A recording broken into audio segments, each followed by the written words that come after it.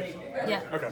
So do we want to move on to the next one? Sure. Okay. So failing to measure results. Yeah, so one of the things, it starts off with saying that companies just provide a lip service. So going back to my original point is that they pour a lot of resources into the individuals to do these like leadership developments or professional developments, but at the end of the day, they're not being measured because they're not doing nothing with them. So it's a lot of talk, but we're not actually utilizing or assessing the results of the program that they went through. So do you see that as they're checking a box instead?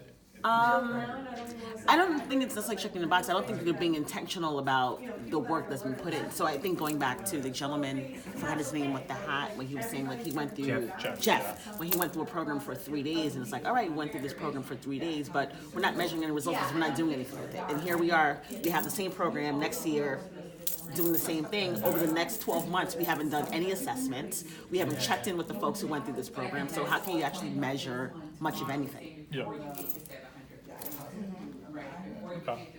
Right, and so and I think we pour a lot of money into the ideas, the presentations, the speakers, the people who come. We make everything look fancy and pretty, but, and I use my institution as an example.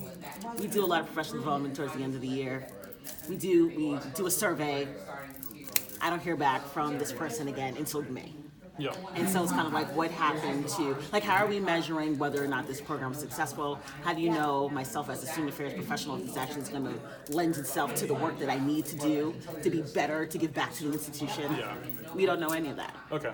So yeah, I was thinking of it in a sense of we're not getting results, but I guess, yeah, it's more of we don't know if we have results, and so why, what's the point? Right. And so, okay.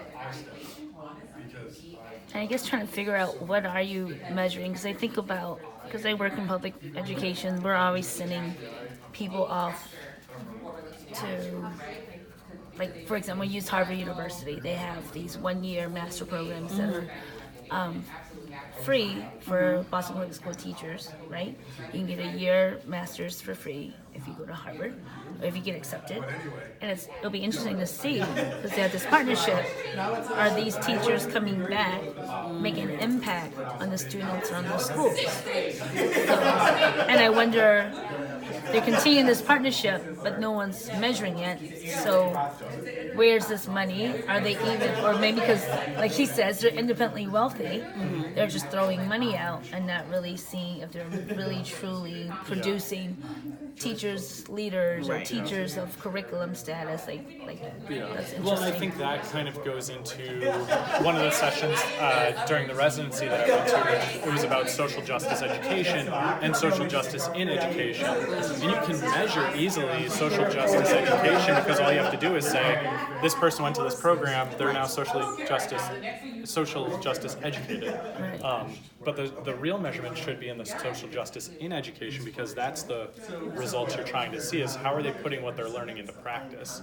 And so looking at, diversity and inclusion shouldn't be how many people have gone to that training, but how have hiring practices changed to bring about more diversity and inclusion, or the same thing as our Title IX training, where it shouldn't be about how many people took the training, but have we seen a shift in reporting numbers? Outputs versus outcomes. Yeah. Right. Looking for more outcomes. Right. Yeah. But I think companies use that as saying, oh, but we've just trained They do 100. outputs. Most people use outputs. Right. It's easy to count. Yes. It's easy. How many Yes. hours, how many butts in the seats, how many, Right. that doesn't deal with outcomes. Right. Right. It's easy to do outputs, and people like to brag about outputs. Right. And they're much easier to track. Yes. Easy. Right. So- Yeah. That's why now I want to follow Amazon now. No, I really want to follow. Amazon sent out that article where they're putting, I think, X amount of $1 million into training opportunities and programs for their workers. So it'll be interesting to see, will they even evaluate that after 10 years? So here's one of the challenges. I mentioned one of our students who had to drop because this is face-to-face. That's part of his work at Amazon. He's with talent management at Amazon. He was registered for this class. he's the first one to notify me, oh my God, I'm gonna be traveling, I can't come. So that's what I sent everybody out. Yes. This is mandatory. Right, It right. came because of him. Right, and that's his work. That's all the work. So I was hoping he could come. Oh, That would be amazing. I would totally So pick that's his what made me brain. panic to remind everybody. This is not an option. Right, I know the right. work you're about to do. We just read about it. But you have to be good. Yeah, but he's good. But they are going to do some of that work. Yeah. Well, this last paragraph, I think, ties it all together, right? Companies can avoid the most common mistakes in leadership development and increase the odds of success by matching specific leadership skills and traits to the context at hand, embedding leadership development in real work, fearlessly investigating the mindsets that underpin behavior, and monitoring the impact so as to make improvements over time.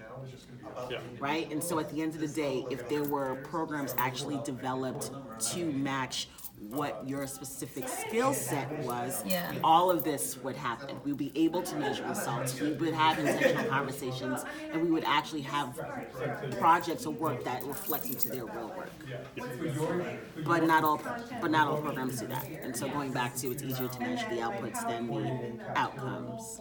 Do you think it's time or money or the resources? Like, what would that look like I for think you to it's- measure? It's time. That's time. Yeah, because you have to invest time. Like, if I sent 50 teachers to Harvard and they went through this intensive course, I have to spend time assessing what they've learned over the next year. And so what projects have they done in the classroom? What were the results with those particular students? What does that look like compared to what were the outcomes? Were those outcomes from that particular professional development matched? And that takes time over time. And you got to measure that over like maybe the year or this academic year or the school year. Yeah. But then it's taking someone investing that time and energy. It's almost like having someone being an institutional researcher Right. themselves. Yeah. Well, I think it comes down to a lot of different reasons, and I think a lot of it is time, money. Like I think a lot of it, if you hired someone, if you had the money, you could hire someone to do this. Of course. I also think an important piece is where the underestimating mindsets comes in is are people afraid of the results they're going to find? That you just spent this much money, and you could say that 2,000 people went to this training, and you have 0 outcomes for it. Right. I want to show you that number. I really don't want to have to go to my boss and say we have 0 outcomes from the hundreds of thousands of dollars we spent on this, or the person that we hired just told us that we have 0 outcomes, and so we wasted all those resources doing this. Because are corporates still giving free tuition for MBAs, or at least 50%? Was it that I used to think be the some- incentive? I think Remember? some are still doing that, and I think some Are not, because they're not. Right. Yeah. Dated. And then I think at the end of the day, it's kind of like, is the output, are these folks staying with this organization? So organization X just invested $100,000 in me to get my MBA, and then I'm like, okay, great, right, I'm out. Yeah. You know? Well, and I also think what makes people nervous now is the continual shift in how we are switching jobs to look for promotions. And so as much as we want this to be about the organization, a lot of people will see it as, oh, this is my own benefit. And so now what can I get out of it? So unless I'm getting a promotion to do this, I'm not really, you just invested this money in making me a leader, so make me a leader, give me that promotion. Right. And if you're not going to do it, then I'm going to leave. Which goes back to your underestimating Yeah. mindset. Which then, of course, starts with the outcomes, because if you just trained me, I'm one of those 2,000 people that I've left, so I'm not producing any outcomes. So that's not great. Right. And so I think there's a lot of those pieces that kind of work together. Okay. And I also think that's where people see this real work. What are the outcomes that we're getting from it, but we're not taking the time to actually reflect on it before we try to create those superficial outcomes. Well, Right. those outcomes, and they become that superficial real work that we're looking at. Because it's funny, was it my first or second year of the doctorate? I was trying to figure out. I'm learning off-site. Now I'm trying to use it on-site, but nobody else is having the same training, and I feel like that's such a big struggle for me. Like, how do I think that's why that conversation piece was important. Like, how do I get people to have these real meaningful conversations if they're not having the same training as I am, or not even understand. Like if I throw a theorist's name, they're gonna be like, whatever, let's get back to business. Like you said, let's get back to the task. And I want to learn about this whole theory. Not that I'm bringing theory, but I'm saying, this work, but let's try it. So that's the struggle I think about with that whole decoupling reflection from real work. Like how I'm going to bring my work after I finish my doctorate back to the real world. Right.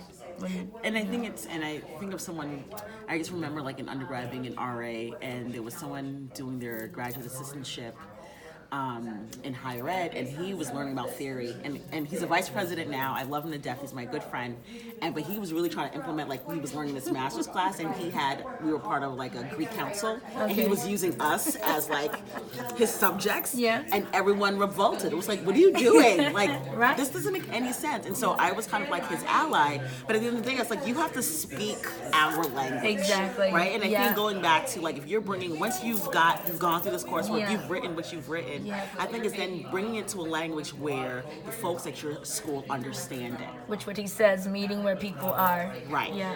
Yeah. Because it's easy to come back. I think this just personally for me, it's easy for me to kind of finish this, and everyone's like, well, you think you know more than us because you finished a doctorate Of degree? course. Yeah. No, No, not no. at all, because the Well, work still needs to be done. Exactly. I also think that goes into the underestimated mindsets, because what ends up happening